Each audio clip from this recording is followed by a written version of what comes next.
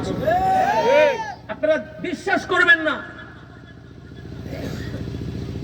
যেই দেশের মুসলমান সবার আগে ধর্মকে প্রাধান্য দিয়েছে, আল্লাহর কোরআনের শিক্ষাকে প্রাধান্য দিয়েছে, অর্থনৈতিক দিক দিয়ে বলেন, সামরিক দিক দিয়ে বলেন, তারা অনেক এগিয়ে গিয়েছে।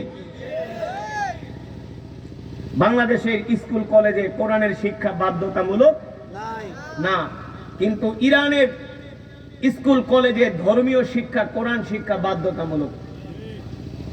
ইরানে, মালয়েশিয়াতে একটা ড্রাইভার, আপনারা যারা মালয়েশিয়ায় যদি থেকে থাকেন দেখবেন, মালয়েশিয়ান একজন ড্রাইভার একটা তরকারি আলারে দাঁড় করা দেন, দেখবেন সে আব্দুর রহমান সুদাইসের মতো সুর দিয়া নামাজ পড়বে। আর আমগো দেশের একটা কলেজের প্রফেসরের দাঁড় করায় দেন, দেখবেন তার পায়জামা নষ্ট হয়ে যাবে। সঠিক?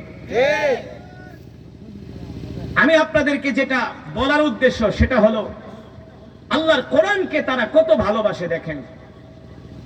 আমি এয়ারপোর্টে নামলাম, নামার পরে ওরা আমাকে রিসিভ করতে আসলো। এয়ারপোর্ট থেকে নেমে মাত্র 1 মিনিট হাঁটলাম, 1 মিনিটে আমার শরীর পুরো বরফ হয়ে গেছে। কারণ বর্তমানে ইরানে -5 সেখানে এখন বরফ পড়ে। বরফ কি পড়ে? বরফ।